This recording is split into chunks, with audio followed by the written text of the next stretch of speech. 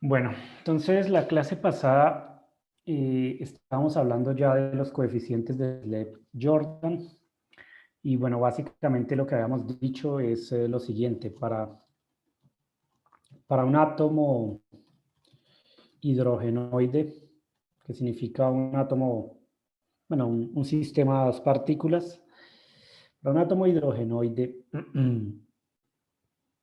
con el término de interacción, o mejor dicho, con un término de interacción de la siguiente forma.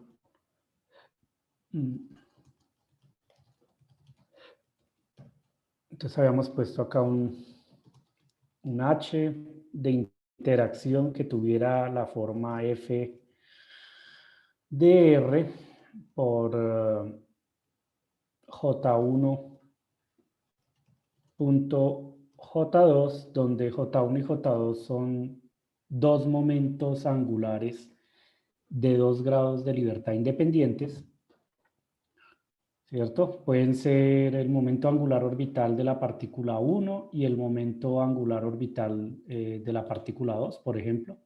O puede ser el momento angular de la partícula, por ejemplo, el electrón, en el centro de masa y su momento de spin en el centro de masa para el electrón. O puede ser el spin de una partícula y el spin de otra partícula sin considerar su momento angular orbital. Eso ocurre, por ejemplo, en cromodinámica cuántica, en la QCD, con sistemas de dos quarks, donde allá los quarks no responden a un modelo orbital, no se considera que tengan momentos angulares orbitales, entonces solo tienen momento de spin. Entonces hay ciertos sistemas como por ejemplo el charmonium, que son dos quarks tipo charm, y otros sistemas entre quarks, ¿no?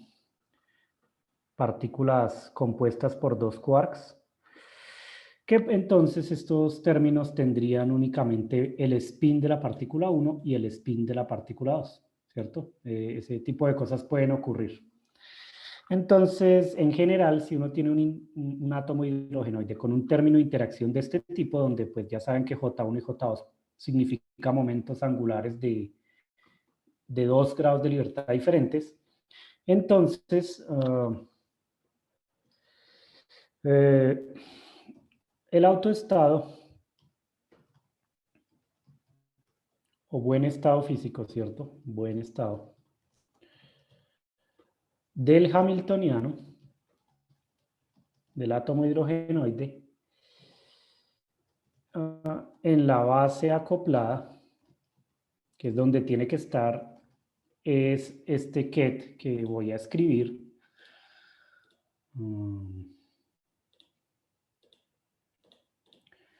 Es un ket que tiene entonces J, que es el momento angular total, M, que es la componente Z del momento angular total, y J1, J2. Entonces, este sería el autoestado del hamiltoniano con este término de interacción. Y vimos que este hamiltoniano, este estado, se puede escribir en la base, en términos de los vectores de una base que no es la base acoplada, ¿cierto? La base desacoplada, o una base de estados físicos que no nos sirven, ¿no? A través de los coeficientes de Slade-Jordan. Entonces, podemos escribir este vector en términos de los vectores en la base que pues no nos sirve, ¿no? Que es otra base. Esta base no nos sirve cuando ponemos ese término de interacción, ¿no? Si no estuviera el término de interacción, no tendríamos problemas con usar esta base, ¿no? Pero como ahora tenemos un término de interacción de este tipo, ya no podemos usar esta base, sino que tenemos que hacer el cambio a otra base, ¿no? Toman en cuenta que estos estados también son estados ortonormales y por lo tanto también forman una base, Y aquí los coeficientes, estos C que están aquí son precisamente los coeficientes de Slade-Jordan, Y se pueden calcular aplicándole a este ket el bra con estos números cuánticos, ¿no? Aplicándole el bra.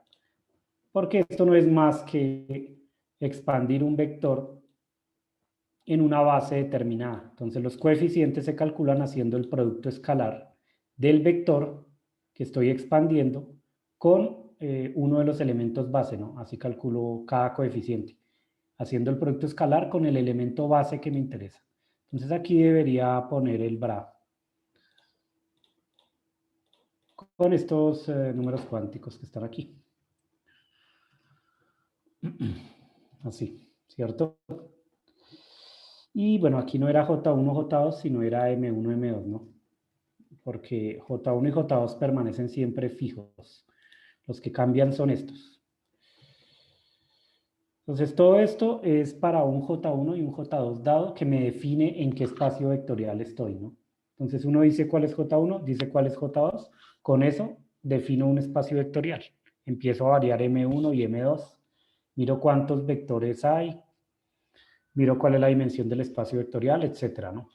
Entonces, para un átomo hidrogenoide con este término de interacción, el autoestado del hamiltoniano en la base acoplada es precisamente este autoestado que se puede escribir como una superposición de esta base, donde esta base ya no nos sirve por el término de interacción y los coeficientes de la base son precisamente los coeficientes de Slep-Jordan que ustedes pueden calcular haciendo este producto interno o este producto escalar. Simplemente aplican este bra aquí al ket y se dan cuenta que al final, debido a que los estados son ortonormales, nos queda este coeficiente, ¿no? Y así para cada coeficiente, variando los valores de M1 y M2 y de J mayúscula y M mayúscula, que son los que van a cambiar, uno va obteniendo los coeficientes. Noten que el estado en la base acoplada tiene números cuánticos de observables compatibles. Observables compatibles.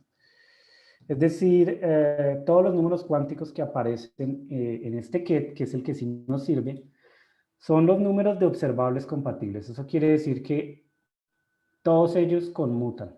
Todas las cantidades que están aquí tienen que conmutar, o básicamente los observables a los que estoy asociando estos números cuánticos tienen que conmutar. Entonces uno debería observar que, por ejemplo, si ustedes hacen j cuadrado, recuerden que este primer autovalor está asociado a j cuadrado, ¿no? Entonces, si ustedes hacen j cuadrado, por ejemplo, con jz, esto les tiene que dar 0. Y de hecho, pues da 0, ¿no? Hay que hacer el cálculo, uno puede hacer el cálculo, pero pues da 0, ¿no? Da 0. Porque estos dos aparecen aquí, ¿no? Son observables compatibles. También si ustedes cogen, por ejemplo, si cogen j cuadrado y lo hacen con j sub 1 o j sub 2, acá los pongo los dos, al cuadrado, esto también les va a dar 0. Porque miren que este j1 que está aquí y este j2 que está aquí están asociados es precisamente a j1 al cuadrado y j2 al cuadrado. Entonces aquí también tienen que este conmutador vale 0. Si lo hacen con cualquiera de los dos, ¿no? Si lo hacen con J1 o con J2 al cuadrado, también vale 0. Son observables compatibles. Y también si hacen, por ejemplo, JZ con, con lo mismo, con J1 o con J2 al cuadrado, también vale 0. Todos los observables que están ahí son observables compatibles, que significa básicamente conmutan o se pueden medir simultáneamente, ¿no? Y evidentemente esto se va a satisfacer también lo siguiente, J1 al cuadrado con J2 al cuadrado, esto también es 0, pero esto es trivial porque el grado de libertad 1 y el grado de libertad 2 son independientes. Entonces recuerden que siempre que tengamos dos grados de libertad independientes, las cantidades conmutan porque son grados que se pueden medir simultáneamente. Entonces no importa en qué orden yo haga la medición, tiene que dar lo mismo, ¿no? Entonces, si ustedes tienen dos grados de libertad independientes, entonces tienen que conmutar. Tienen que conmutar, que significa se pueden medir simultáneamente. Piensen, por ejemplo, con la posición de la partícula 1 y el momento de la partícula 2. Miren que si ustedes tienen acá en un sistema de referencia, tienen dos partículas, ¿no? A esta ya la llaman la partícula 1 y a esta la llaman la partícula 2. Y esto está bueno. Ponemos acá algún sistema de referencia. A la partícula 1, ustedes le pueden medir, por ejemplo, su posición, ¿cierto? Y a la partícula 2, ustedes le pueden medir, por ejemplo, su velocidad. Miren que el conmutador de la posición de la partícula 1 con la velocidad de la partícula 2 es cero. Es cero. Porque ambas partículas son dos partículas diferentes. Yo puedo hacer una medición simultánea sobre estas dos partículas. Sobre esta puedo medir la posición y sobre esta puedo medir la velocidad simultáneamente. Su conmutador es cero. Distinto sería que yo quiera medir la posición y la velocidad de la misma partícula. Eso sí no lo puedo hacer, ¿no?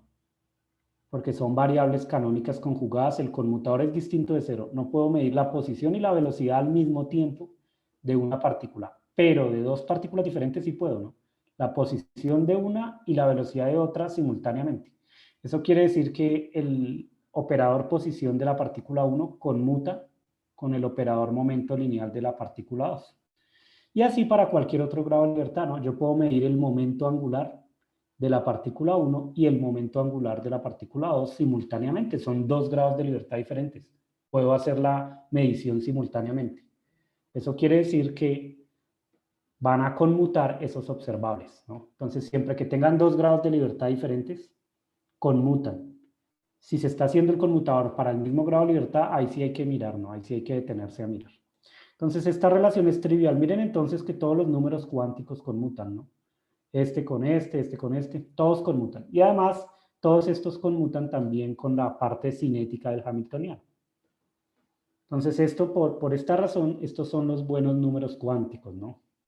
Ustedes observan también que estos números van a conmutar con el hamiltoniano completo, ¿no? Entonces, además, cada uno de estos números, cada uno de los observables asociados a estos números cuánticos, que fue lo que les mencioné la clase pasada, conmutan con el término de interacción, ¿cierto? Porque aquí, bueno, yo acá solo puse la parte que está relacionada con el momento angular, pero recuerden que uno puede poner también la energía asociada a este hamiltoniano de interacción. Si quiere poner la energía, que es el autovalor del hamiltoniano completo, con el término cinético y el término de interacción, entonces además estos términos que están acá tienen que conmutar con el término de interacción, y entonces aquí yo también podría poner el índice del nivel de energía, ¿no? Con el término de interacción. ¿Cierto? Este nivel se va a modificar un poco con la teoría de perturbaciones. Vamos a ver que el nivel 2p en particular para el término spin-órbita se desdobla en dos niveles. Entonces, de todas formas, en este nivel está incluida la información del término de interacción. Y por lo tanto, es necesario también que todos estos números cuánticos conmuten con este término de interacción, que de hecho es así. Si ustedes hacen j cuadrado con j1, j2, les da 0. j1 cuadrado o j2 cuadrado con j1.j2 les da 0. Etcétera, ¿no? Si hacen jz con j1.j2 también les da 0. Y bueno, algunos de esos operadores les pedí que lo calcularan ustedes, ¿no? Todos estos conmutadores se pueden demostrar, ¿no? Y pues lo pueden hacer ustedes como un ejercicio, ¿cierto? Pero digamos, de lo que hacen del taller, pues se dan cuenta también cómo se hacen estos fácilmente, ¿no? Son fáciles de hacer. El último, les repito, es trivial. Son dos grados de libertad diferentes. Y bueno, hoy lo que vamos a ver es un ejemplo, ¿no? Vamos a tratar de entender un poquito más esto haciendo un ejemplo. Entonces, revisemos un ejemplo. Vamos a considerar lo siguiente. Ejemplo 1. Bueno, vamos a considerar un sistema de dos partículas. Consideremos un sistema de dos partículas con momentos angulares. No digo qué tipo de momento es, simplemente digo J1 es igual a 3h barra y J2 es igual a 1h barra, ¿cierto? Entonces, esto en realidad, toman en cuenta que son operadores, entonces este 3 por h barra significa en realidad que está multiplicado por una identidad que es un operador, ¿no? Pero para no escribir tanto, simplemente dejo 3h barra, pero toman en cuenta que es un operador, ¿no? Sería 3 veces h barra por la identidad, el operador identidad, ¿cierto? Ok. Y miramos entonces para este sistema de dos partículas, primero, cuáles son los estados físicos, cómo sería el cambio de base y cuáles son los coeficientes de Slep-Jordan, ¿no? Para este caso, ¿no? Pero entonces vamos paso por paso, vamos paso por paso. Primero, miramos cuál es la dimensión de cada espacio vectorial. Entonces, ¿cuál es la dimensión de cada espacio vectorial? Primero, en la base no acoplada. Porque recuerden que la base acoplada se obtiene a partir de la base no acoplada a través de los coeficientes de Slep-Jordan, ¿no?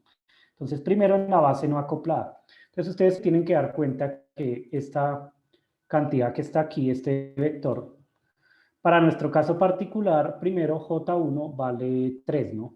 Vale 3. No le pongo la h barra. Mientras que J2 vale 1. Entonces, nuestro autoestado en la base no acoplada sería este tipo, ¿no? 3M1, 1M2. Pero recuerden que esto es lo mismo que hacer el producto tensorial de dos vectores. Entonces, quitamos este de acá y quitamos este de acá, ¿no? Esto es el producto tensorial de estos dos vectores. Y cada uno de estos vectores define un espacio vectorial, ¿no? Un espacio vectorial. Entonces, para el primer espacio vectorial o para la primera partícula, la base 1, ¿cuántos vectores tendrá? Aunque aquí, digamos, voy a poner la dimensión de la base 1 más que ponerme a ponerla. ¿Cuál es la dimensión de la base 1? Tengo que J1 vale 3. ¿Cuántos vectores linealmente independientes hay para el caso 1? La base 1. ¿Cuántos habrían?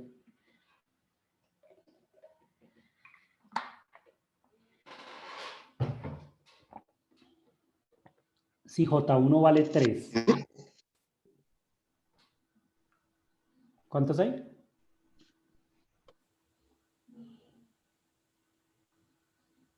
Tomen en cuenta que uno siempre fija J, ¿cierto? O L o S, ¿cierto?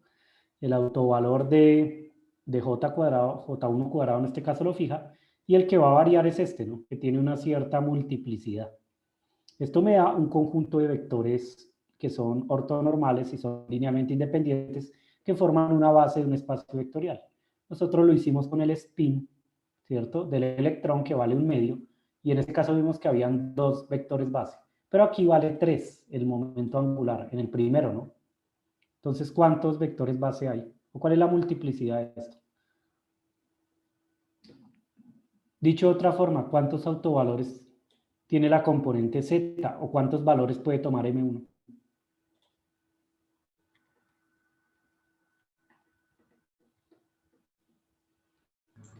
Si no estoy mal, serían -3, -2, Eso, -1, 1, eso, ¿no? serían 6. Pero uno sabe que es 2 por J1 más 1, ¿cierto? Esta es la multiplicidad.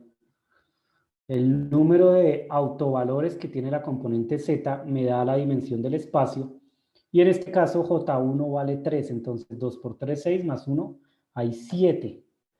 7, que significa hay 7 estados físicos linealmente independientes y ortonormales, ¿no? Entonces esto sería dimensión del espacio vectorial de la partícula 1. Dimensión del espacio vectorial de la partícula 1. Hay 7 vectores. Hay 7 vectores en la base de la partícula 1 que corresponden precisamente a los autovalores que puede tomar M1. M1 puede tomar el valor -3, -2, -1, 0, 1, 2, 3. Todos los valores posibles que puede tomar M1, que es lo único que cambiaría en estos estados. Entonces, ¿cuáles son los 7 vectores que tienen que poner en la base? Pues ponen el vector 3 menos 3, el vector 3 menos 2, 3 menos 1, 3, 0, 3, 1, 3, 2, 3, 3. 7 vectores. Por lo que la dimensión de la primera base, de la base de esta partícula, es 7. Hay 7 vectores ortonormales que forman una base de un espacio vectorial. En el spin, recuerden que en el spin del electrón eran 2 nada más, ¿no? Porque el spin vale 1 medio, y 2 por 1 medio, 1 más 1, 2. ¿Y los vectores cuáles eran? Eran 1 medio, 1 medio, 1 medio menos 1 medio, y esos formaban una base para ese espacio vectorial, ¿no? Aquí tenemos un sistema de 2 partículas. Entonces, para la segunda partícula,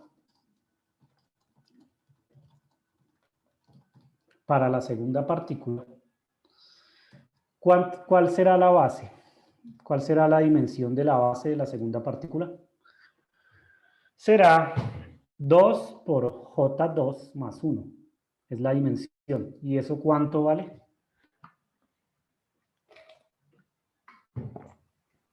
3. 3. De nuevo, esta sería ahora la dimensión de la partícula 2, ¿no? Que lo estoy haciendo paso por paso para que entiendan cómo se construye esto. Dimensión de la partícula 2, ¿no? Del espacio la partícula 2, del espacio vectorial. Un espacio vectorial. Dimensión del espacio de la partícula 2. Y de nuevo acá, la conclusión es que hay 3 vectores en la base de la partícula 2. Y esos 3 vectores, evidentemente, corresponden a los autovalores de la componente Z, es decir, -1, 0 y 1, ¿cierto? Los vectores serían 1 menos 1, 1, 0, 1, 1, acá. 3 ket acá y 7 ket acá. Para el sistema, para el nuevo espacio vectorial definido para el sistema de 2 partículas, ¿cierto? Que lo vamos a... Bueno, primero, la base sería una base que se encuentra haciendo el producto tensorial de la base 1 por la base 2, entendiendo que este producto tensorial lo que va a hacer es coger los vectores de la base 1 y hacer su producto tensorial con los vectores de la base 2, todas las posibles combinaciones que sean diferentes, ¿no? Que no se repitan, ¿cierto? Entonces, ustedes hacen el producto de todos los posibles vectores. ¿Cuáles son los elementos que pertenecen entonces a esta base? Pues entonces son evidentemente estos que están acá. Estos elementos tal que, ¿cierto? Estos vectores tal que estos vectores son igual al producto tensorial de los dos, de los autoestados, o bueno, de los elementos base de cada uno de los espacios vectoriales de la partícula 1 y de la partícula 2, ¿no? Entonces la nueva base se construye así. Cogen todos los elementos base de la partícula 1 y hacen su producto tensorial con los elementos base de la partícula 2. Miran todas las posibles combinaciones y ahí obtienen los elementos base que los pueden escribir de esta forma más abreviada, ¿no? Para no estar escribiendo a toda hora el producto tensorial. Esa es la idea, ¿no? Esa es la idea. Entonces, para el nuevo espacio vectorial, la base es esta y la dimensión es, ¿cuál será la dimensión del espacio vectorial B? Será igual a ¿qué? A la dimensión del espacio B1 por la dimensión, esto sí es un producto usual, no es un producto tensorial, del espacio 2, evidentemente, o la multiplicidad de estos espacios, ¿no? Esta multiplicidad entonces será 2J1 más 1 multiplicado por 2J2 más 1. Y para nuestro caso particular sería entonces 7 por 3. Bueno, dejémoslo así. 7 por 3. O sea, 21 estados posibles. 21 estados posibles, ¿no? Que son todas las combinaciones posibles que ustedes pueden hacer con estos dos conjuntos de vectores base, ¿no? Para el espacio 1 y para el espacio 2. Y pueden ponerse a mirar cuáles son esos 21, ¿no? 3, 3, 1, 1. 3, bueno, 3 menos 3, 1, 1. 3 menos 3, 1, 1. 3 menos 2, 1, 1. 3 menos 1, 1, 1. 3, 0, 1, 1, etcétera, ¿no? Si se dan cuenta por qué es así, primero recorren los 7 estados de acá con uno solo de acá.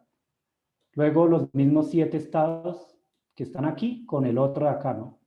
Es decir, los 7 que están acá multiplicado por 1, 1. Luego los 7 que están acá multiplicados por 1, 0.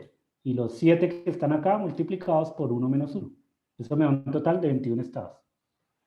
Y forma una nueva base vectorial para el sistema de dos partículas. Entonces acabo de crear una nueva base vectorial para un sistema de dos partículas, por lo que puedo construir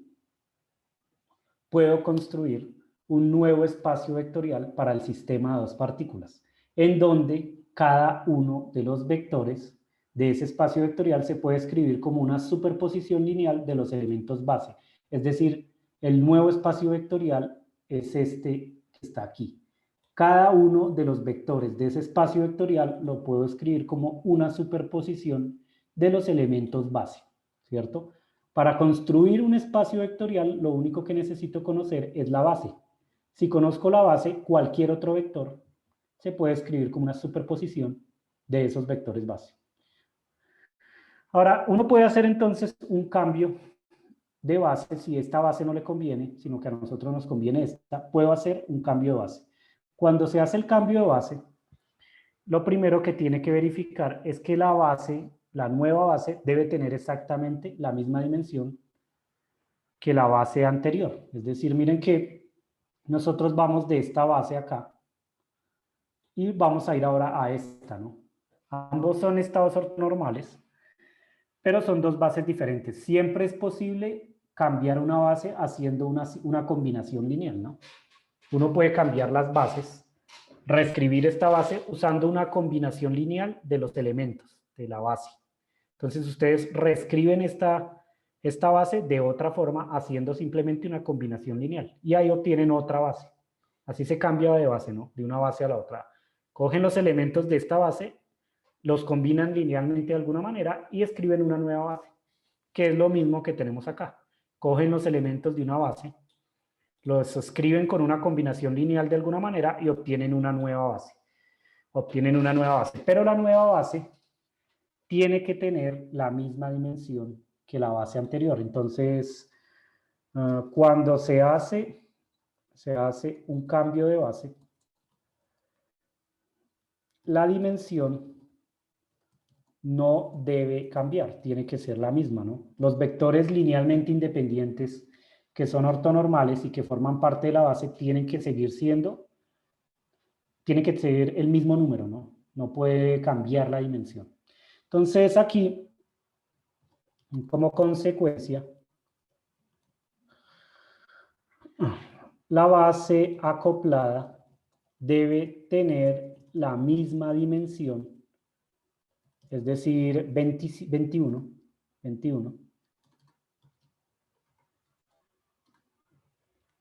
de la base no acoplada. Es lo que estoy diciendo. Y miramos entonces cómo serían esos estados. Ahora construimos la otra base. ¿Qué hacemos? No, primero debemos calcular cuáles son los posibles valores de J. Mire que en la base acoplada, lo que nosotros tendríamos ahora es lo siguiente. La base acoplada, que la vamos a llamar B sub A, sería entonces el conjunto de estos vectores que están aquí. Este conjunto. Esta es la base que queremos mirar, ¿no? Pero en este conjunto los números cuánticos que aparecen es J mayúscula, M mayúscula, J1 y J2. De nuevo, en este caso particular, J1 y J2 siempre permanecen fijos, ¿no? J1 vale 3 y J2 vale 1. Los que cambian son estos, ¿no? J y M. Y necesitamos verificar cuáles son los valores posibles de JM, ¿no? Entonces, primero sabemos que J1 vale 3 y J2 vale 1. Pero aquí lo pongo tal que J satisface la desigualdad triangular que yo les había dado en la clase pasada. Entonces J puede tomar los siguientes valores. J puede tomar el valor J1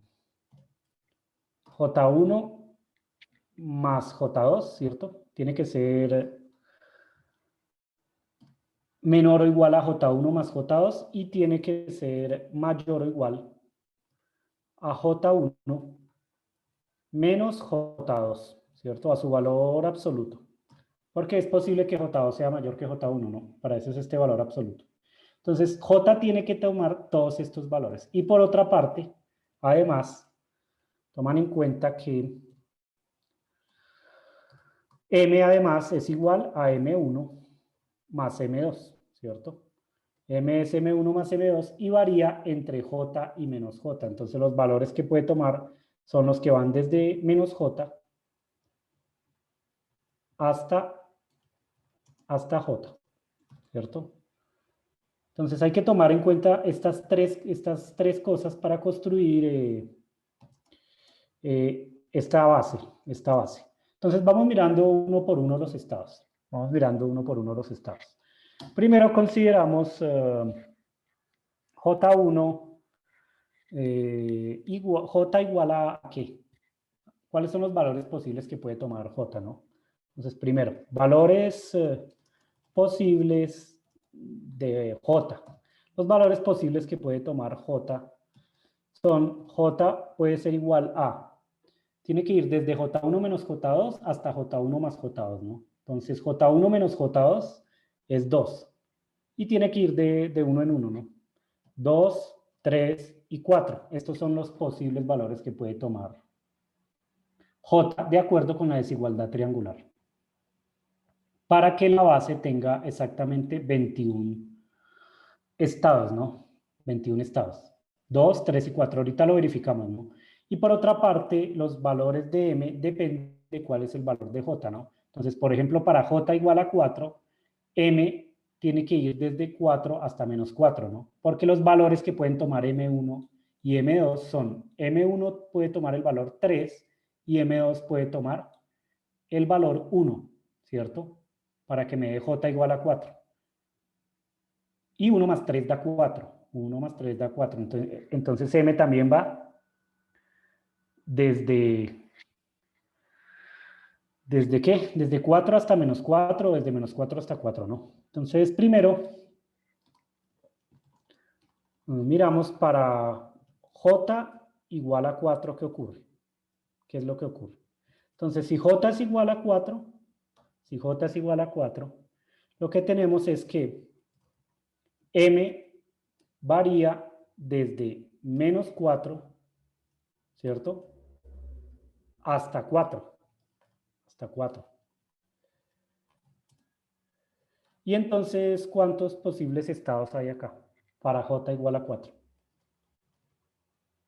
Tomando en cuenta que estos dos permanecen constantes, ¿no? Uno no cambia J1 y J2, siempre vale 3 y 1. Los que cambian son estos. Si J es igual a 4, entonces M tiene ¿cuántos estados? M mayúscula. 9. 9 estados. Entonces aquí hay 9 estados. Hay 9 estados para J igual a 4. Porque toman en cuenta que entonces J vale 4, M tiene 2J mayúscula más 1 estado, ¿no? 2J mayúscula más 1 estado. O sea, 2 por 4, 8 más 1, 9. O dicho de otra forma, M toma los valores menos 4, menos 3, menos 2, menos 1, 0, 1, 2, 3, 4. Hay 9 estados. 9 estados. ¿Qué pasa para J igual a 3? Para J igual a 3. Para J igual a 3, entonces J vale 3. Como consecuencia, los valores posibles que puede tomar M son menos 3, no los escribo todos, ¿no? Menos 2, menos 1, 0, 1, 2, 3. ¿Cuántos estados habrían entonces? ¿Hay cuántos? 7. 7 estados. 7 estados. Y para J igual a 2, entonces tenemos que J vale 2. Por otra parte, M puede tomar los siguientes valores. M puede tomar los valores desde menos 2 hasta 2, yendo de 1 en 1, ¿no? Menos 2, menos 1, 0, 1, 2. Y entonces acá, ponemos así, hay 5 estados, ¿no? 5 estados.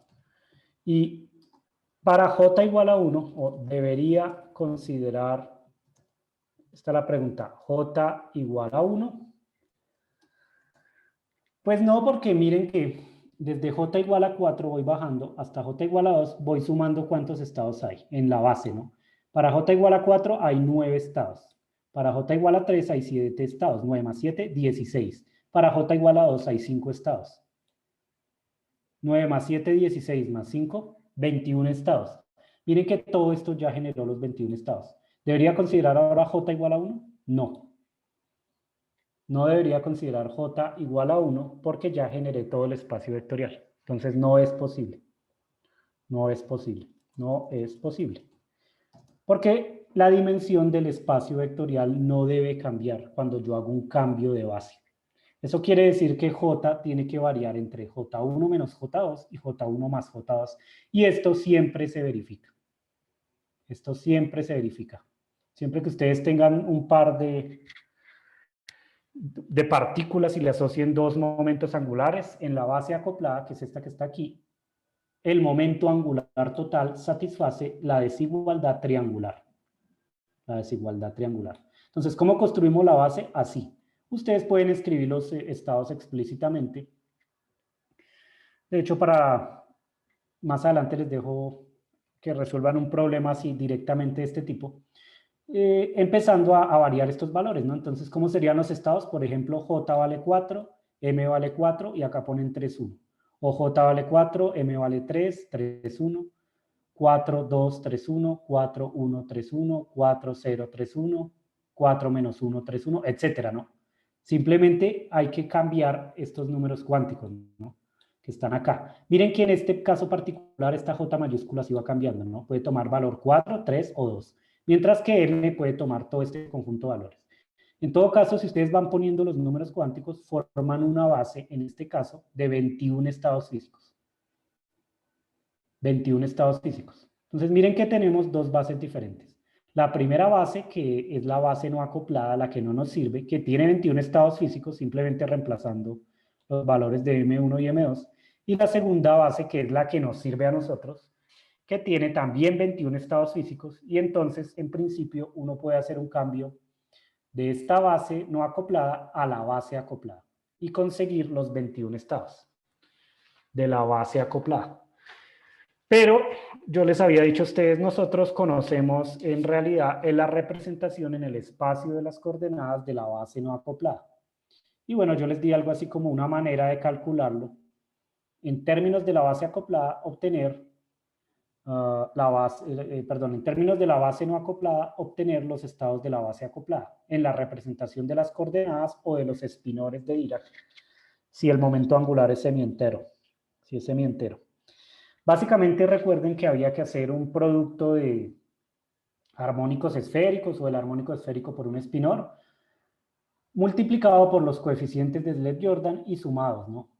En M1 y M2, que fue lo que vimos la clase pasada. Aquí no necesitamos ahorita ir a la representación coordenada o de los espinores, pero sí tomamos en cuenta que es absolutamente necesario saber cuánto valen los coeficientes de Slade-Jordan para poder usar lo que vimos la clase pasada, ¿cierto? O incluso aquí se ve que para poder escribir este estado en términos de los estados de la base no acoplada, es absolutamente necesario saber cuánto valen estos coeficientes de Slade-Jordan.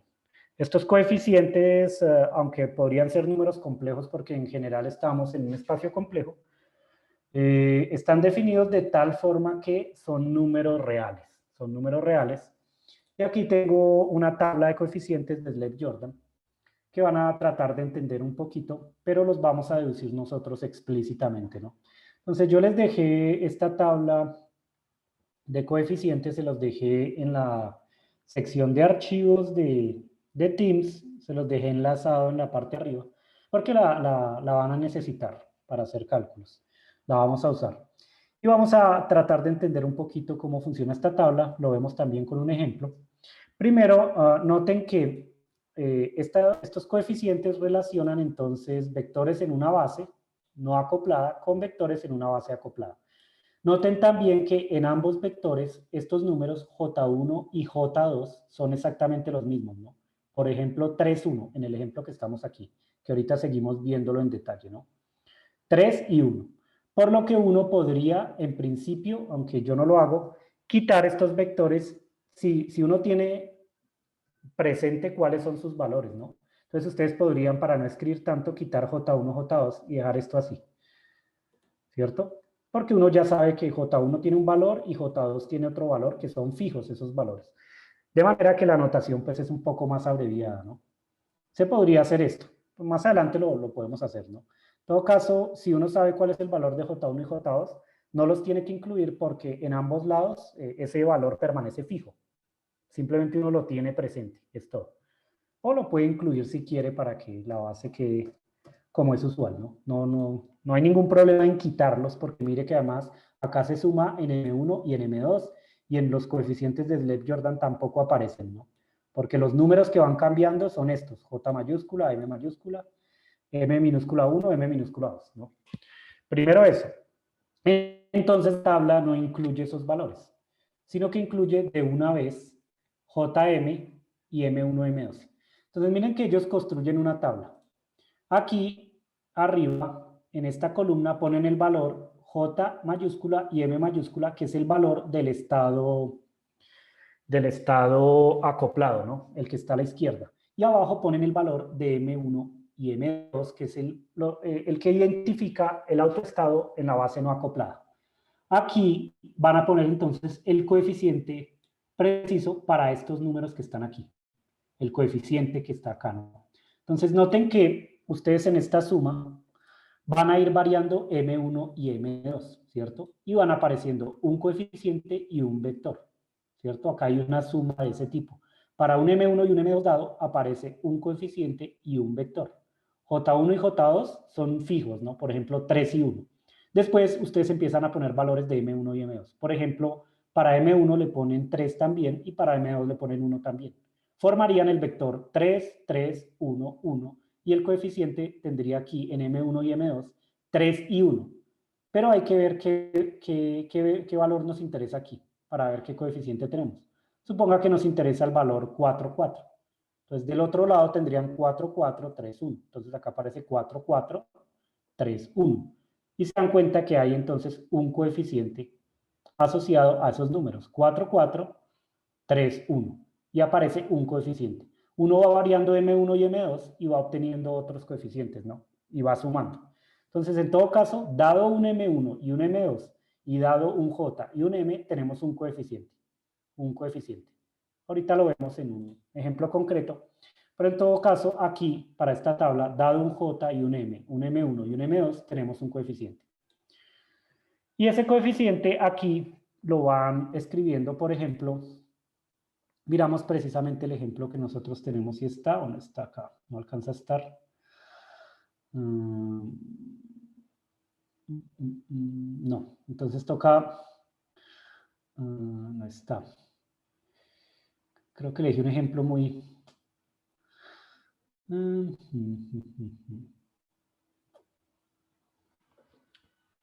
bueno, vamos a hacer entonces dos ejemplos, ¿no? Uno como el que estoy construyendo ahorita y otro que sí esté en esta tabla porque no lo veo. En todo caso, miren que aquí arriba ponen los momentos angulares de cada uno de los grados de libertad, ¿no? Entonces, por ejemplo, si tenemos, aunque yo puse 3,1, si tenemos 2,1, voy a buscar una tabla que sea más extensa que esta, ¿no? Si tenemos 2,1, por ejemplo, entonces uno puede ir mirando los coeficientes de Slade-Jordan, ¿no? Para el estado 3,3, que sería el de máxima proyección, y 2,1, entonces el coeficiente vale 1. Si ustedes toman 3 y 2, es decir, J3, M2, y quieren ver cuando M1 vale 2 y cuando M2 vale 0, se dan cuenta que el coeficiente de Slade-Jordan es esto que está aquí. Pero estos números que ellos ponen aquí, se sobreentiende que están siempre dentro de una raíz cuadrada, solo que ellos no ponen la raíz. Entonces acá dicen, una raíz cuadrada está sobreentendida en cada coeficiente. Por ejemplo, si ponen menos 8 quinceavos, en realidad se tiene que leer como menos raíz de 8 quinceavos, ¿sí? Es la indicación que ellos dan acá. No ponen las raíces para no escribir tanto, ¿no? Pero se sobreentiende, por ejemplo, un quinto que está acá es la raíz de un quinto. O este menos un medio que está acá es menos la raíz de un medio. Se sobreentiende que hay una raíz. Se sobreentiende que hay una raíz. Y bueno, además, bueno, aquí ponen los armónicos esféricos, ponen cómo se calculan los coeficientes de Slade-Jordan, ponen una de sus propiedades acá, etcétera, ¿no? Nosotros nos interesa únicamente ver estas tablas. Por ahora no nos interesa los armónicos esféricos. Los armónicos esféricos nos va a interesar cuando necesitemos la representación de las coordenadas de la base acoplada, ¿no? Ahí sí, por eso ponen acá los armónicos esféricos, ¿no? Porque uno hace dos cosas. Multiplica dos armónicos esféricos, luego multiplica por el coeficiente de Slade-Jordan y luego suma en n. Entonces, a veces uno, no a veces, sino cuando hagamos el cálculo explícito, vamos a necesitar estos armónicos esféricos que están acá, ¿no? Entonces, por eso los ponen aquí. Pero por ahora simplemente nos interesa encontrar coeficientes de Slade-Jordan, ¿no? Coeficientes de Slade-Jordan. Y bueno, estoy pensando que mejor hago un ejemplo que esté aquí para que les quede más claro, ¿no? Sería como lo más indicado, ¿no? Para comparar directamente con estas tablas. Entonces, aunque yo había puesto 3,1, miremos un ejemplo con 2,1, pero ahora sí calculemos los coeficientes de Slade-Jordan, o algunos coeficientes, ¿no? Pues cambiemos un poquito el ejemplo porque este no aparecía en la tabla. Entonces, por lo menos aquí se dieron cuenta cómo se construye el espacio vectorial de dos partículas, ¿no? Entonces, miremos otro ejemplo más bien. Salgámonos de este ejemplo y miremos otro ejemplo, ¿no? Entonces, ejemplo 2. Ejemplo 2. Ahora para el ejemplo 2 voy a considerar J1, entonces, igual a 2, H barra, o J1 igual a 2. No, mire que este H barra se suele, como siempre se suele quitar, ¿no? Acá no lo ponen, por ejemplo. Ponen 2 y 1, para no estar escribiendo tanto, pero uno entiende que acá las unidades del momento angular vienen en el H barra, ¿no? Entonces, J1 igual a 2 y elegimos J2 entonces igual a 1 para que nos quede uno de los valores que están en la tabla, ¿no? Este que está acá. Que bueno, tiene sentido porque rara vez uno tiene una partícula con momento angular 3, ¿no? Casi nunca se estudia esos casos. Por lo general uno va hasta el nivel, bueno, puede ser, ¿no? Pero el nivel F casi nunca se estudia, ¿no? En los momentos angulares orbitales, bueno. De todas formas hay tablas completas que uno encuentra de todos los coeficientes del Lev-Jordan, ¿no? Y hay una manera además de hacer un código que le dé a uno los valores, ¿no? Que es lo que vamos a mirar ahorita, cómo calculamos los coeficientes, usando dos métodos diferentes. Entonces, de nuevo, usamos este ejemplo y aquí vamos rápidamente, ¿no? Primero, el momento angular total, entonces es J igual a J1 más J2, que sería la suma de estos dos, ¿no? 3, que es un operador.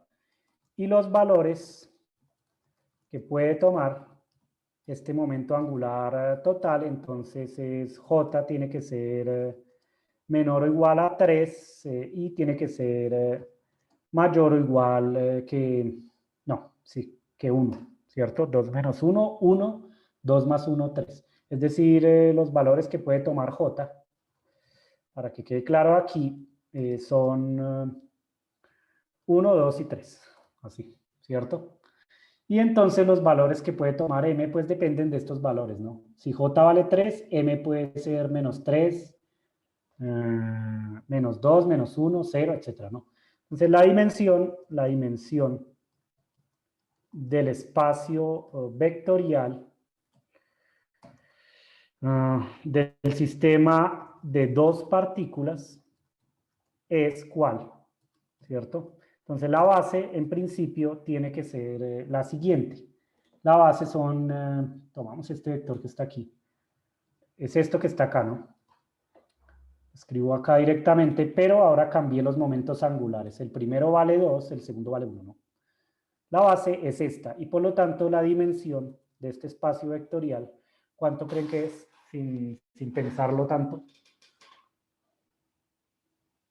¿Cuál sería la dimensión de este espacio vectorial?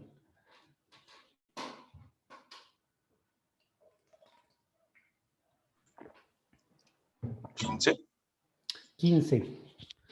15 porque este espacio vectorial tiene dimensión 5, ¿cierto? La multiplicidad es 2 por 2 más 1. O sea, 2 por 2, 4 más 1, 5. Hay 5 estados acá. Y acá hay 3. Entonces 5 por 3, 15. Esta es la dimensión de esta base. Entonces hay 15 autoestados. 15 autoestados posibles, aunque aquí no está bien escrito, ¿no? Copié la que no era. Bueno, esta es la base no acoplada, ¿no? Esta es la base no acoplada, no lo toman en cuenta, ¿no? Para nosotros nos interesa la base acoplada. De todas formas, la base acoplada tiene, bueno, en realidad no está mal escrito porque la base acoplada la llamamos BA, ¿no? B sub A. Entonces, en la base acoplada se tiene que satisfacer todo esto que está acá. Vuelvo y lo escribo. Pero ahora entonces no tenemos 3,1, sino 2,1, ¿cierto? Y se satisface todo esto, que lo voy a escribir explícitamente más bien aquí, ¿no? Entonces acá pongo el 1 y acá pongo de una vez el 3. Y M, bueno, vale M1 más M2. Y varía entre menos J y J dependiendo de qué valor tenga J. Entonces esta es la base acoplada, y ahora vamos a ver cómo se calculan los coeficientes del Lev-Jordan. Los coeficientes del Lev-Jordan se calculan de la siguiente manera. Hay dos métodos distintos para calcular estos coeficientes. Hay dos métodos diferentes. Entonces, lo primero, vamos a escribirlo acá. Hay dos métodos distintos para calcular los coeficientes de Lev-Jordan.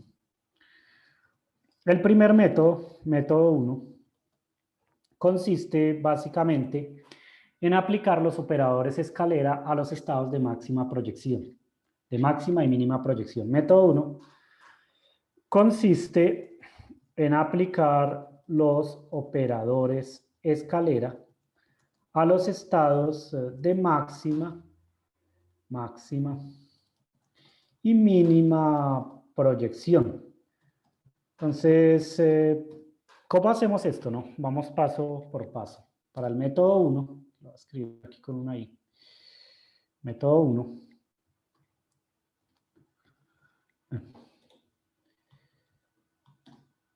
Así, no.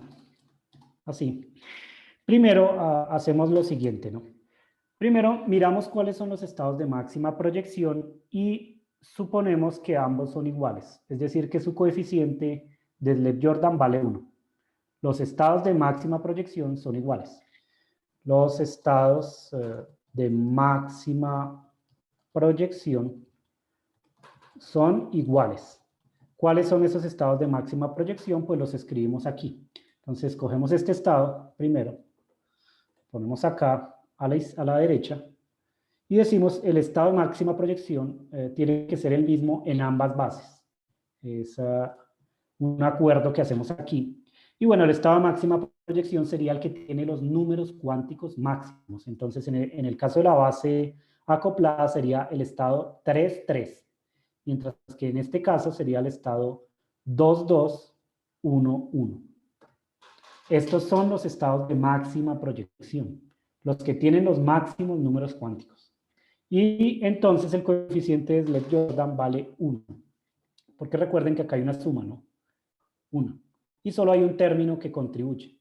Solo hay un término que contribuye. Es este 1 que está aquí. Entonces ustedes van y miran a la tabla de valores y buscan los estados de máxima proyección y se dan cuenta que el coeficiente vale 1.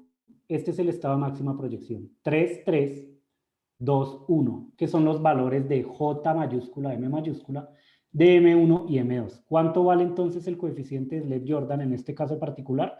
Vale 1 porque recuerden que siempre que los estados de máxima proyección son iguales. Entonces su coeficiente vale 1. Lo mismo ocurre con los estados de mínima proyección, los que tienen los números cuánticos más pequeños. O sea, este que está aquí, ¿no?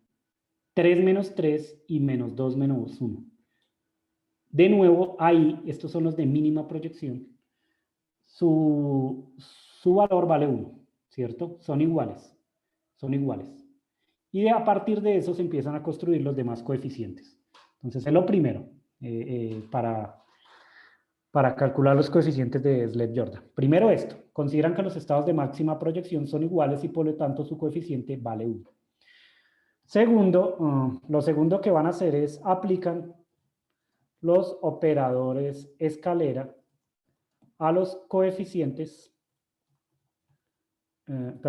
a los estados de máxima proyección. Entonces, básicamente hay que hacer esto.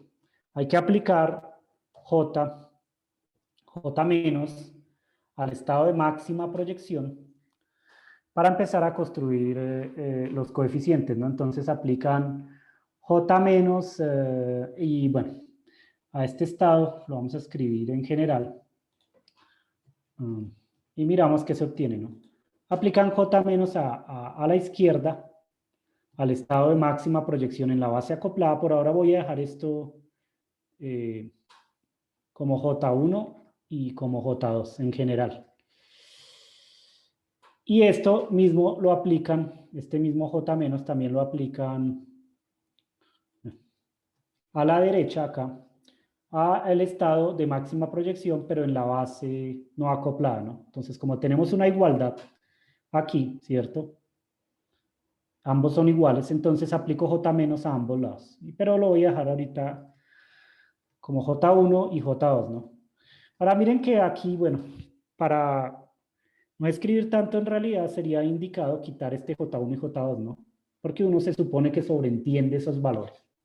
En nuestro caso particular es 2 y 1. Entonces vamos a quitarlos para no escribir tanto y miramos qué se obtiene de esta relación. Quitémoslos, pero ya se sabe que están ahí, ¿no? Tomando en cuenta que este J menos en realidad es igual a ¿qué? A jx menos i por jy, ¿cierto? Pero ustedes toman en cuenta que jx se tiene que entender, lo escribo aquí así, como j1x, ¿cierto? j1x más j2x, ¿no? Eso es jx. Mientras que jy es j1y, porque es un sistema de dos partículas, ¿no? Más j2y, ¿cierto? Y esto lo pueden redistribuir. Y entonces lo que obtienen es que, por un lado, les queda, bueno, escribimos entre paréntesis y lo redistribuyen, les queda j1x menos i j1y, que son los grados de libertad de la partícula 1, más j2x, simplemente estoy redistribuyendo esta suma, j2x, más j2y. No, perdón, estoy haciendo j1y, j2y, perdón, j2x, ¿no? Menos i j2y, menos i j2y, ¿no? Simplemente estoy haciendo j1x menos i j1y y j2x menos i j2y. Pero esto lo pueden escribir como j1 menos más j2 menos, ¿no? Entonces j menos también se puede escribir como la suma de los dos momentos angulares de las dos partículas con el menos acá, ¿no? J menos sería j1 menos más j2 menos. Por lo tanto, entonces ustedes tienen aquí que esta cantidad la podemos escribir de la siguiente manera. Esta operación a la derecha sí lo dejamos con j menos, pero a la izquierda entonces ustedes escriben este j menos como la suma de j1 menos más j2 menos, ¿cierto? Así, j1 menos más j2 menos. Y recuerdan que hace precisamente el j menos, ¿no? Entonces hay que definir qué hace j menos sobre jm y qué hace j1 menos. Bueno, voy a distribuir esta suma también para que les quede aquí claro qué hace j1 menos sobre el estado y qué hace j2 menos sobre el estado, ¿no? Entonces aquí redistribuimos esto un poco, de manera que j1 menos aplica únicamente sobre el grado de libertad 1, ¿no? Recuerden cómo se aplica esto, ¿no? J1 aplica sobre los números cuánticos de 1 y J2 sobre los números cuánticos de 2, porque recuerden que esto es un producto tensorial y esto aquí en principio tiene multiplicado, aunque nunca lo ponemos, ¿no? Una identidad en la partícula 2, ¿sí se acuerdan de esto, no? Entonces aquí esto solo aplica sobre el grado de libertad 1, ¿sí? No aplica sobre el 2. Entonces J1, M1, M2, bueno, más J2 menos aplicado sobre el estado, ¿no? Entonces tenemos que ver cómo aplica J menos sobre este estado cuántico y cómo aplica J1 menos sobre este estado y J2 menos sobre este. Entonces lo miramos aquí. Usamos lo siguiente. En principio, ¿cómo actuaría esta cantidad que está acá? Primero miramos lo de la derecha, ¿no? Esto que está aquí ya sabemos cómo actúa, ¿no? Recuerden que nosotros calculamos precisamente el coeficiente, acá debería aparecer un coeficiente, por el estado disminuido su valor, su autovalor de la componente z, una unidad, ¿cierto? Eso era lo que hacía el operador escalera j menos. Lo disminuía una unidad. Y el autovalor que aparecía acá, yo se los recuerdo, era una raíz cuadrada de lo siguiente. Aparecía aquí j más m y acá aparecía j menos m más 1, ¿cierto? Entonces, así aplica j menos, ¿no? Disminuye en una unidad la componente z, el autovalor de la componente z, y multiplica por un factor de normalización, que es esta cantidad que está acá, que nosotros calculamos el corte pasado. Además, entonces, ¿cómo será la aplicación de J1 menos? sobre este estado que está aquí, pues entonces hay que ver que esto es un estado de dos partículas y que J1 únicamente aplica sobre los grados de libertad de la partícula 1. De la partícula 1. Entonces aquí me tiene que aparecer algo similar a esto que está aquí. Pero, bueno, primero ponemos el ket, disminuye en una unidad el autovalor de la componente Z para la partícula 1 nada más, ¿no? Y aquí me aparece un factor de normalización que depende únicamente de los grados de libertad de la partícula 1. J1 más M1 multiplicado por J1 menos M1 más 1, ¿cierto?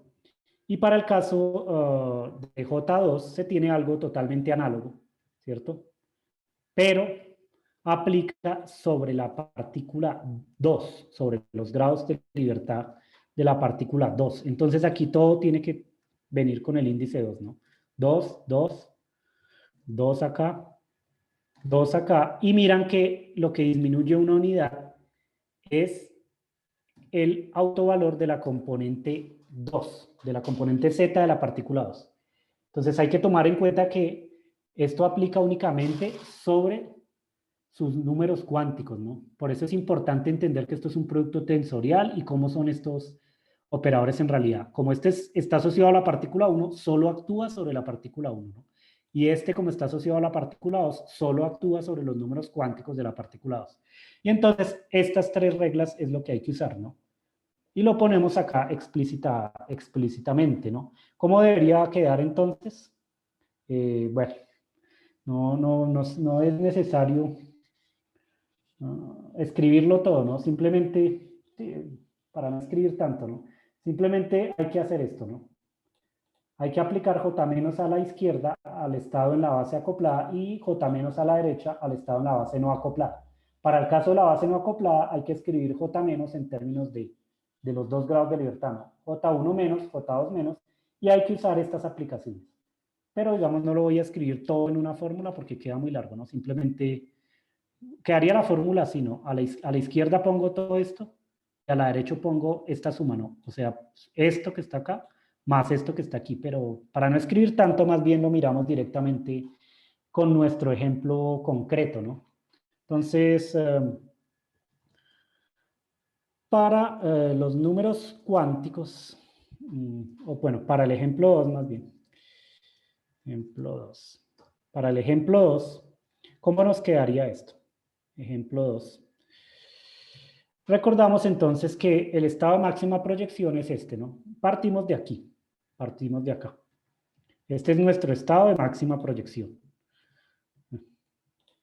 Y lo que tenemos que hacer entonces es aplicarle J- a este estado. Miren que uno podría quitar estos dos números, ¿no? El 2 y el 1, pero acá los voy a mantener para que comparemos con el... Bueno, no es necesario mantenerlos, yo no sé, esto es si quieren hacerlo, si no quieren hacerlo, pero no es necesario, ¿no? Entonces aplicamos exactamente lo que nos dice acá.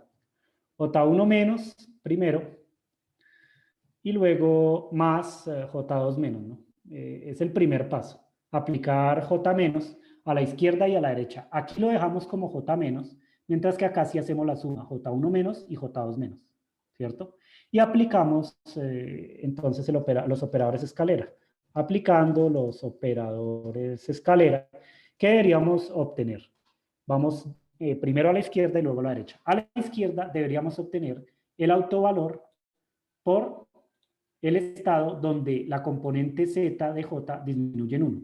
Entonces deberíamos tener primero este autoestado, no sé si quitarles el valor de J1 y J2 para que no se confundan, no se están confundiendo o sí.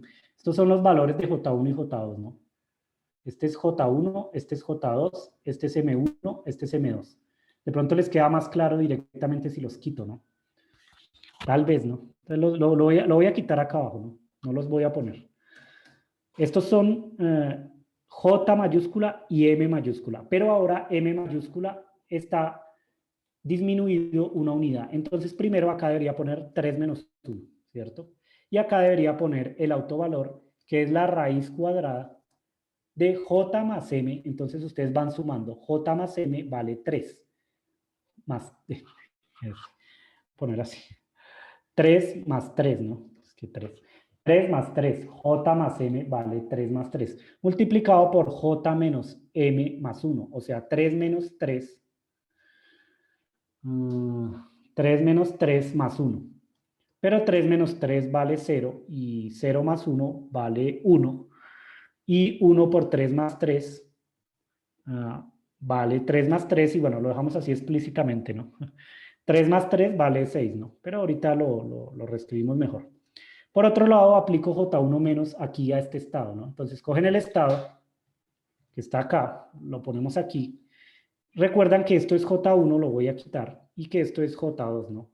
Me voy a dejar únicamente M1 y M2. Primero hay que restarle 1 a M1, ¿no? Y hay que poner de nuevo acá el autovalor. Entonces, ustedes ponen el autovalor J1 más M1, que sería 2 más 1, ¿cierto? J1 más M1. No, perdón, 2 más 2, 2 más 2. J1 más M1, 2 más 2. Multiplicado por J1 menos M1 más 1. Pero de nuevo, 2 menos 2 da 0. 0 más 1, 1. 1 por 2 más 2, pues 2 más 2, ¿no? Y lo dejo así. Más, miramos el otro. Toman el otro estado que está acá. Lo ponen aquí. Y bueno, ahora J2 aplica sobre el segundo, ¿no? Entonces, de nuevo quitamos dejamos estos dos números, ¿no? Que serían M1 y M2. Aquí entonces le ponen el menos 1 y acá ponen el coeficiente directamente, ¿no? Entonces sería 1 más 1, que es J1 más M1, por 1 menos 1 más 1. Todo esto que está acá, pues vale 1, ¿cierto? Y de nuevo, 1 más 1 por 1, pues da 1. 1 más 1, perdón. Y esto sería lo que se obtendría si ustedes aplican J menos aquí. A la izquierda y a la derecha. Como consecuencia, entonces vamos a mirar lo siguiente. Vuelvo a tomar toda esta línea y la reescribo de una mejor manera. Miren que entonces primero 3 más 3 pues da 6. Acá lo pongo 6. 2 más 2 da 4, ¿cierto? Y acá 1 más 1 pues da 2.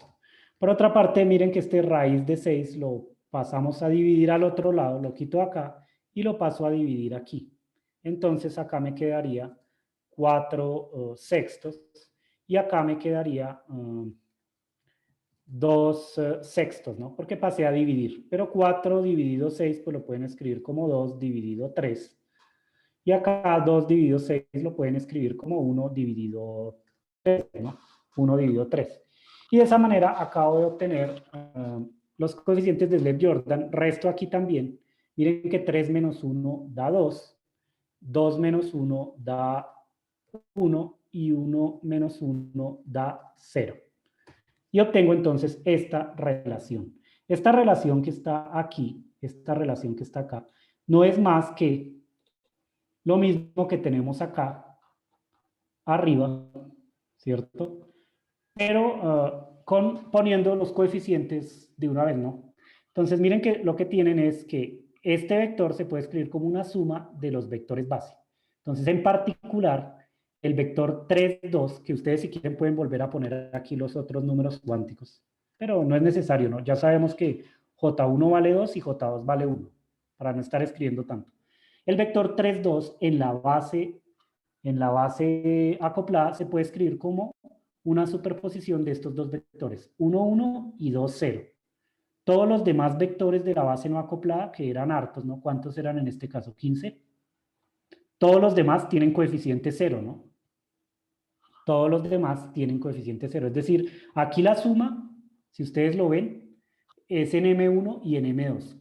¿Cuántos valores posibles hay para nuestro caso particular cuando J1 vale 2 y J2 vale 1? Deberían haber 15 estados, ¿no?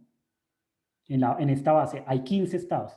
Pero lo que yo estoy diciendo es que para el primero que estamos viendo, para este que está aquí, para 3, 2 o J mayúscula 3, M2, únicamente 2 sobreviven. Los demás tienen coeficiente 0. Y de aquí podemos ver entonces cuáles son los coeficientes de Slade-Jordan. Entonces, acabamos de calcular dos coeficientes de Slade-Jordan, ¿no? Entonces, coeficientes de Sleb-Jordan. Hasta ahora obtuvimos dos. ¿Cuáles son los dos coeficientes que obtuvimos? Obtuvimos el coeficiente 3, 2, 1, 1, que vale precisamente raíz de 2/3, ¿cierto? Es este, miren lo que es precisamente este que está aquí. ¿Cuánto vale J? Vale 3. ¿Cuánto vale M? Vale 2. ¿Cuánto vale M1? Vale 1. ¿Y cuánto vale M2? Vale 1, ¿no? Y el otro coeficiente es Sleb-Jordan que acabamos de calcular, que no son los únicos, ¿no? Simplemente acabamos de calcular dos de ellos. El otro coeficiente sería el coeficiente 3, 2, 2, 0. ¿Ese coeficiente cuánto vale? Vale raíz cuadrada de 1/3. Raíz cuadrada de 1/3. Y comparamos con lo que tenemos en la tabla. Entonces, miramos cuáles fueron los que calculamos, ¿no? Calculamos el coeficiente 3, 2, 2, 0, que vale raíz cuadrada de 1/3, ¿cierto? Mírenlo acá. 3, 2, 2, 0, raíz cuadrada de 1/3. Y el coeficiente 3, 2, 1, 1, que vale raíz cuadrada de 2/3. 3, 2, 1, 1. Entonces, usando este procedimiento, en principio, acabamos de calcular dos de los coeficientes de Sleb-Jordan. Dos de los coeficientes de Sleb-Jordan. ¿Sí o no? ¿Sí quedó claro o no? Y para seguir calculando... Profe, yo tengo una duda. Sí.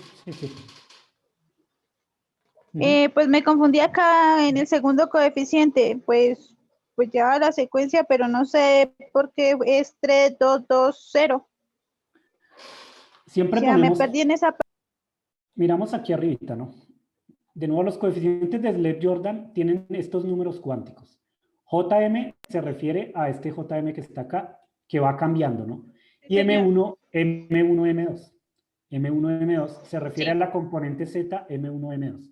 Ahora, nosotros aquí, cuando hicimos la expansión, obtuvimos cuáles son los valores de J y de M. En este caso era 3 y 2, mírenlo acá. Y para el caso de M1, M2, obtuvimos que era 1, 1 y 2, 0. 2, 0. Que es este que está aquí. Entonces, ya. Este coeficiente se está refiriendo precisamente a esos números. 3, 2, 2, 0. 3, 2, 1, 1. ¿Cierto? Ok. Sí, no entendí esa parte bien. Bueno, y entonces este estado Listo, que profe, está ya. aquí, este estado que está acá precisamente, se puede escribir como una suma de estos dos. De estos dos. Y entonces, si uno quiere calcular los demás estados, puede seguir aplicando el operador escalera y una y otra vez ir obteniendo los demás estados, ¿no? Es decir, ir bajando este estado con el operador escalera. Los pueden seguir bajando, J menos. Y van obteniendo los demás coeficientes de Sleb-Jordan, los demás coeficientes. Miren entonces que ya hemos calculado tres coeficientes, ¿no? Primero los de máxima proyección, bueno, máxima y mínima, que valían 1, y ahora estos dos que están aquí. Los demás se pueden calcular de varias maneras. Por ejemplo, siguen aplicando J menos o también se puede usar la ortonormalidad de los estados, que es un truco que uno puede usar. Entonces, de todas formas, ahorita les doy otra manera más fácil de calcularlos, ¿no? Aquí solo calculamos estos dos, pero uno puede seguir calculando los otros, ¿no? Entonces, en esta tabla, por ejemplo, ustedes se pueden dar cuenta que uno puede hacer lo siguiente.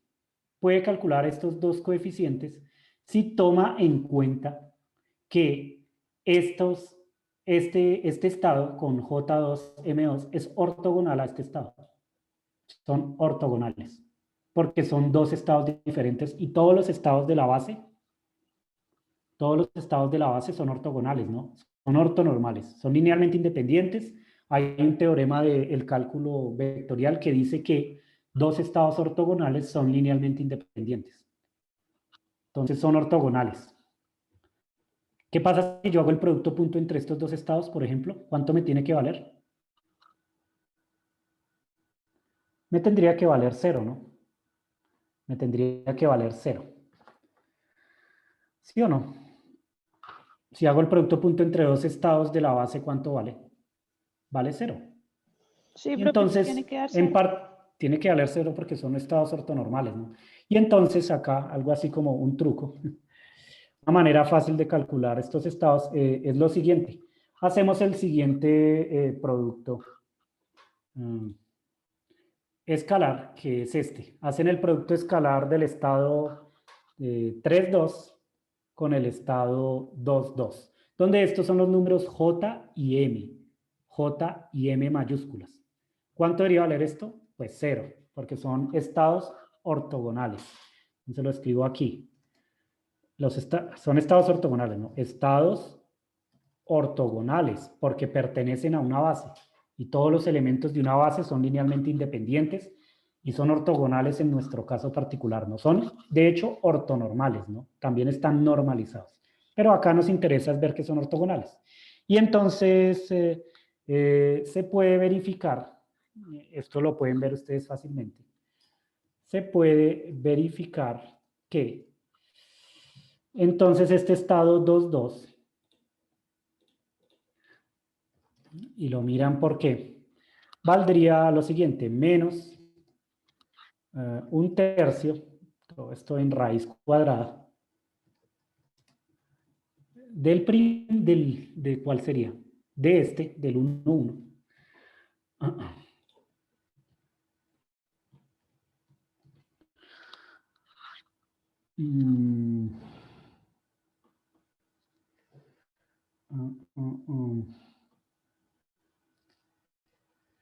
Y debería aparecer el otro también con menos o no. No, con más. Más, evidentemente, 2/3 del otro que está aquí, de 2,0. ¿Y por qué? ¿Sí lo ven o no? ¿Por qué? ¿Por qué debería valer eso? Tomando en cuenta que el estado inicial es este, ¿no? Este es 3,2. ¿Por qué entonces 2,2 debería valer esto?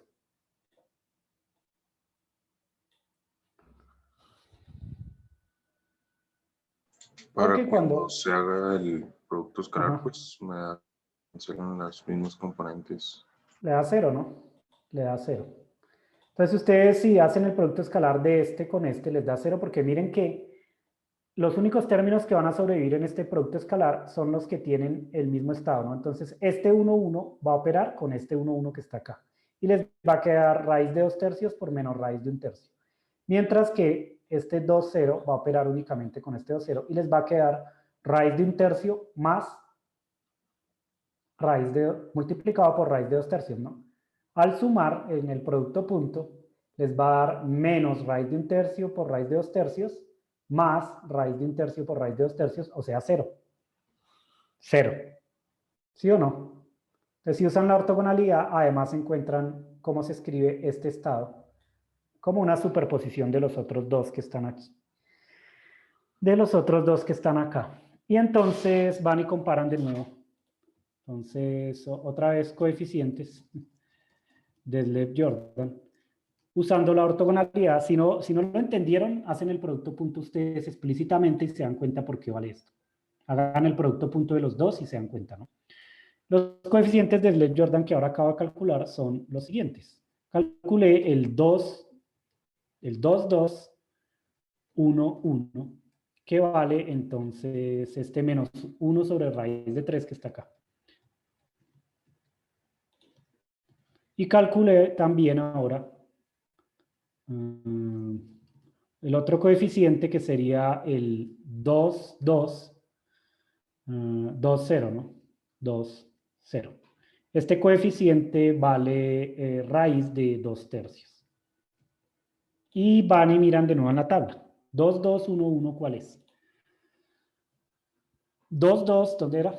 2, 2, 1, 1. Es este que está acá. Aquí le ponen menos 1/3, pero leen la indicación de arriba, ¿no? Se sobreentiende que hay una raíz. Entonces, menos raíz de 1/3. 2, 2, 1, 1. Y 2, 2, 2, 0 es este que está acá. 2, 2, 2, 0. Da 2/3. 2/3. 2/3. 2/3, o sea, raíz de 2/3, ¿no? ¿Qué es lo que nosotros tenemos aquí? Y para terminar, bueno, hoy no alcancé a hacer el método 2, simplemente les pongo aquí otra nota. Noten que los únicos coeficientes que son distintos de 0 en el cambio de base, ¿cierto? Son los que satisfacen que esta M es igual a M1 más M2. ¿Sí? Entonces, des en cuenta que aquí, en estas sumas, los únicos coeficientes que satisfacen, que son distintos de 0, porque acá en principio uno debería tener una suma, ¿no? Para cada uno de estos vectores uno tiene una suma en todos los valores de M1 y M2. Pero nos estamos dando cuenta que no nos aparecen los 15 vectores, ¿no? No aparecen los 15 con distintos coeficientes, ¿no? Solo aparecen un par nada más, solo 2. El resto pues deben ser 0, ¿no? Porque no aparecen. Es decir, aquí, siendo más estrictos, yo en esta suma pues debería empezar a poner aquí puros ceros, ¿no? Más 0 por otro ket, más 0 por otro ket, sí, puros ceros, ¿no? Pero noten que los únicos que son distintos de 0 son los que satisfacen esta relación que está aquí. Porque, por ejemplo, noten acá que aquí vale 2, ¿cierto? M mayúscula vale 2. Miramos acá. ¿Cuánto vale M1 más M2? 1 más 1, 2. Y acá, 2 más 0, 2. Cualquier otro estado, cualquier otra posibilidad. ¿Cuáles son las posibilidades? ¿No? Recuerden que si elegimos J1 igual a 2 y J2 igual a 1, entonces tengo que sumar, tengo que ir combinando todos los valores posibles, ¿no? Por ejemplo, para J1 igual a 2 tengo menos 2, menos 1, 0, 1 y 2. Entonces, por ejemplo, una posibilidad sería 2, 1, ¿cierto? 2, 1 o menos 2, 1. Pero 2 más 1 da 3, que es distinto de 2, ¿no? Entonces no aparece el coeficiente. Ahorita, la próxima clase lo vemos más en detalle, pero ahorita noten que los únicos coeficientes distintos de 0 son los que satisfacen esta igualdad. Por ejemplo, miren el de arriba, ¿no? De nuevo, vale 2M. Entonces, 1 más 1 vale 2 y 2 más 0 vale 2. O en el de máxima proyección también, donde lo dejé. Acá, miren que aquí vale 3. 3. M mayúscula vale 3. Por lo que, aunque acá sí está en la anotación completa, el único que sobrevive es el de máxima proyección. 2 más 1, que son los de máxima proyección. El máximo valor que puede tomar M para J igual a 1 es 1. Y para J igual a 2 es 2. Solo sobrevive ese. Cualquier otro valor no sobreviviría porque, por ejemplo, entonces tendría que ir disminuyendo, ¿no? Si tomo M1 igual a 1, entonces 1 más 1 da 2, que no es igual a 3. Y por lo tanto su coeficiente vale 0. Entonces es una cosa que hay que notar y la próxima clase lo discutimos un poco más, ¿no? Los únicos que están sobreviviendo son los que satisfacen esta igualdad. Los demás se anulan, ¿no? No aparecen en esta suma de acá arriba. Entonces acá en esta suma yo debería poner abajo como una condición que me diga que M tiene que ser igual a M1 más M2 para que el coeficiente sea distinto de 0. Y bueno, seguimos la próxima clase con esto entonces, calculando coeficientes de Slade-Jordan. ¿Listo? Dejamos Listo, aquí hoy. profe. No sé, ¿tienen alguna pregunta? Profe, si tenemos alguna duda del taller, ¿podemos preguntarle? Sí, sí, claro. Me pueden preguntar por Teams. Me hacen las preguntas. ¿Listo? Listo, profe. Bueno, entonces nos vemos la próxima clase. Dejamos aquí. Chao a Listo, todos. profe. Bueno, Chao, profe. profe, hasta luego, que esté bien. Igual, hasta luego.